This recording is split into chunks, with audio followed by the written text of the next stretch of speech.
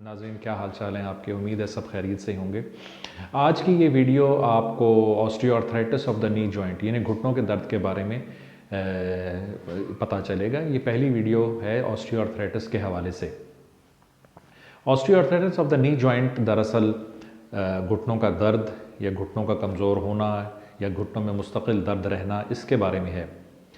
तो नाज़रीन, ये हेल्थ इंफॉर्मेशन आपके लिए प्रोवाइड कर रहा हूँ मैं। हमारे पेशेंट्स जो हैं, जो हम पेशेंट्स देखते हैं, उनमें आजकल ये बहुत ज़्यादा कॉमन हो गई है, बढ़ गई है तकलीफ़ घुटनों का दर्द। इसकी बहुत सारी वजूहात हैं। मिसाल के तौर पर खुश खुराक होना, यानी ज़्यादा खुराक खाना, वज़न का बढ़ जाना, ज़रूरत से ज़्यादा आपका वज़न होना, लाइफ में थोड़ी बेतरतीबी होना, नींद का मुनासिब ना होना और अपनी एक्टिविटीज़ को सही तरीके से ना रखना, यानी घर में रहना।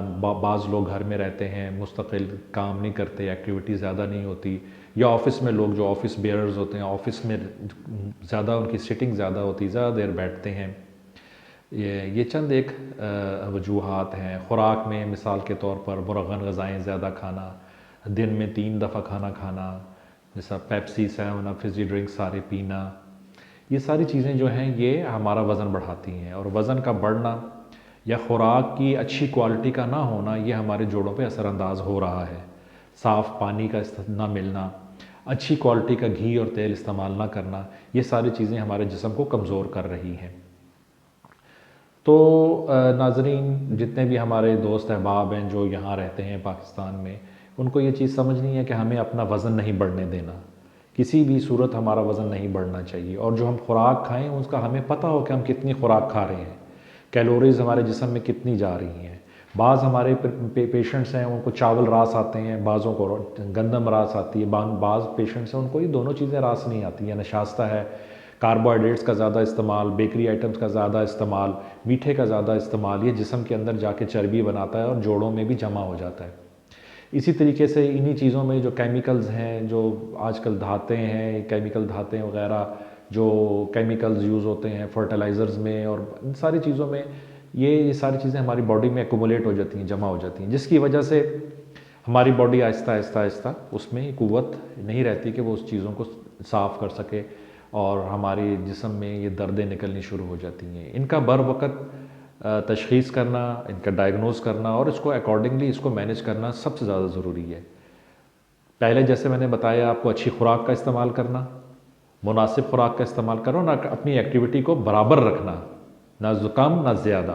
तो इससे आपकी सेहत बरकरार रहती है। अगर खुदा न खास्ता हमें ये तकलीफ़ शुरू हो गई है, फिर हमें ये देखना है कि ये वजूहात खाने की वजूहात हैं, पीने की वजूहात हैं, मोटापा है, ये सारी चीज़ें जो हैं ये हमें तंग कर रही हैं। हार्मोनल चेंजेस हैं, इसकी वजह से तकलीफ़ तो नहीं आ रही है। तो ये सारी चीज़ें हम नोट करेंगे और इसके मुताबिक फिर हम अपनी ट्रीटमेंट करेंगे। तो बहुत सारे पेशेंट्स हमारे एक्टिविटी नहीं करते, मुनासिब एक्टिविटी ना करने की वजह से भी जिस्म भारी होता जाता है। इसीलिए अब ये चीज़ समझनी ज़रूरी है कि अब हमने इसमें आगे कैसे इसको बीमारी को लेके चलना है। तो सबसे पहली चीज़ ये है कि अपनी डाइट को मॉडिफ़ाई करना है, हमने वज़न को अपने मॉडिफ़ाई करना है। ठीक है, अगर बॉडी के अंदर ख़ास तौर पर फीमेल्स में अबव 50 या 55 मीनोपॉज़ हो गया है, हार्मोनल चेंजेस आ गए हैं, उसको कैसे मैनेज करना है। या हमारी बहनें जो हैं, जो प्रेगनेंसी है, प्रेगनेंसी के बाद चीज़ों को कैसे मैनेज करना है। तो इसलिए ये सारी चीज़ें हमें देखनी पड़ती हैं। इसके लिए चीज़ों को समझना बहुत ज़रूरी है। अब ओवरवेट पेशेंट है मिसाल के तौर पर, या उसकी डाइट ज़्यादा है, तो उसको भी हमने समझना है। मैनेजमेंट में ये चीज़ें सबसे ज़्यादा इंपॉर्टेंट है। कौन सी दवाइयाँ हमने इस्तेमाल करनी है इस तकलीफ़ के लिए, और किस लेवल पर जाके हमें नी जॉइंट को जो है रिप्लेनिश करना है।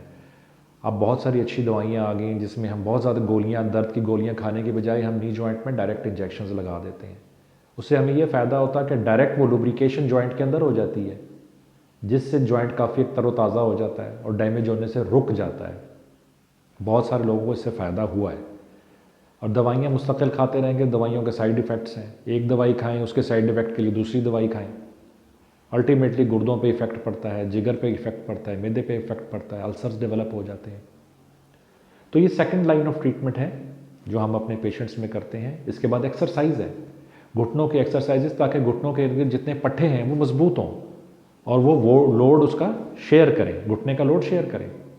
इसी के साथ साथ कमर का सही होना भी ज़रूरी है, कमर के अलाइनमेंट भी ज़रूरी है। बाज़ दफ़ा कमर के अलाइनमेंट ठीक नहीं होती, घुटनों पे ज़ोर पड़ रहा होता है, पेशेंट को इसका अंदाज़ा नहीं होता। इसी तरीके से आप ये देख लीजिए कि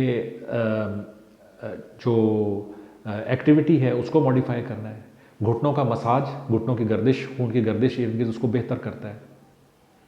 और अगर इन चीज़ों से फ़ायदा ना हो रहा हो पेशेंट को, तो फिर हम नेक्स्ट स्टेप पे जाते हैं, जिसको हम कहते हैं जॉइंट रिप्लेसमेंट। अगर खुदा न खास्ता इन सारी स्टेजेस से आपका घुटना जो है वो गुजर चुका है और घुटनों की जो सरफेस है अंदर वाली, जॉइंट की जो सरफेस है वो ख़राब हो चुकी है, तो कोई ऐसी परेशानी वाली बात नहीं है। हाँ, टेक्नोलॉजी अमेरिका में, यूरोप में आज से 20 साल 25 साल पहले जॉइंट रिप्लेसमेंट होती थी और आपका जॉइंट रिप्लेस कर दिया जाता है, जिसमें एक हिस्सा मेटल होता है और एक हिस्सा जो उसमें फाइन बेस्ट क्वालिटी का प्लास्टिक का होता है। और उसमें आपके चेंज करने के बाद patient with in 2 weeks 3 weeks अपनी नॉर्मल लाइफ में आ जाता है। उसको पेन बहुत मिनिमम रह जाती है, वो चलता फिरता, वॉक करता, जॉग करता, स्विम कर सकता है। तो हमें अपनी ये स्टेजेस नोट करनी है। तो मकसद कहने का ये है कि आपने इन चीज़ों को पहले तो अव्वल तो प्रिवेंट करना है। Prevention is better than cure. अगर खुदा ना खास्ता किसी भी स्टेज में हम ये दाखिल हो गए हैं, डिजीज़ में हमारी बढ़ गई है, तो उसको कैसे मैनेज करना। खाली गोलियों से किसी हद तक फ़ायदा होता है। कौन सी एक्सरसाइजेस करनी है, क्या हमने घुटनों में, नी जॉइंट में स्पेशल किस्म के आज लेटेस्ट जॉइंट लुब्रिकेंट्स आ गए हैं, वो हमने लगाने हैं, या हम अगली स्टेज पे चले गए हैं जिसमें हमें जॉइंट रिप्लेसमेंट करना ज़रूरी हो चुका है, ताकि हम अपनी लाइफ के अंदर एक्टिविटी को बरकरार रख सकें। तो ये पहली वीडियो है। इंशाअल्लाह ताला इसी वीडियो पे जो मुख्तलिफ टॉपिक्स हमने डिस्कस किए हैं, इसको एक एक करके हम इंशाअल्लाह नेक्स्ट टाइम डिस्कस करेंगे और मज़ीद आपको मैं मालूमात दूँगा। शुक्रिया, थैंक यू वेरी मच। इस वीडियो को ज़रूर देखिएगा, समझिएगा, और कोई क्वेश्चन हो तो आप मुझे इसके हवाले से अपना नीचे जो क्वेश्चंस हैं आप कमेंट्स में क्वेश्चंस कर सकते हैं। इंशाल्लाह मैं आपके क्वेश्चंस का जवाब दूंगा। शुक्रिया। अस्सलाम वालेकुम रहमतुल्लाह।